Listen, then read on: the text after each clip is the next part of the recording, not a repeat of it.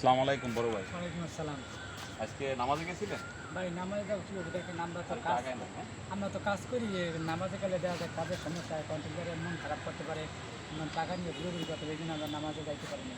তাই আজকে সত্যি মানে এমন একটা টপিকস নিয়ে কথা বলবো, সেটা হচ্ছে দুঃখজনক।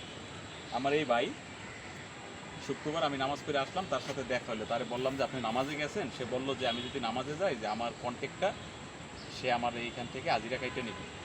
তো আমি বলবো এরকম কন্ট্রাক্টর যারা আছেন, যারা নামাজে যাইতেও বাধা দেন, আল্লাহ তাআলা আপনাদের কোনো দিন ভালো করবে না। কারণ আজকে শুক্রবার নামাজে যাইব, লোকটাকে জিজ্ঞেস করার মাত্রই বললো যে কন্ট্রাক্টরের কথাটা।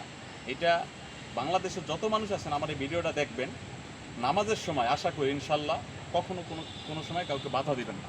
এটা হচ্ছে ইমানি শক্তি, ঠিক আছে? কারণ পরবর্তী সময় আপনার কন্ট্রাক্টর হাজিরা কাটলেও আপনি নামাজে যাবেন ইনশাল্লাহ। কথা ঠিক আছে? ঠিক আছে, যাবো। ধন্যবাদ ভাই। কারণ নামাজ আগে, তারপরে সব কিছু।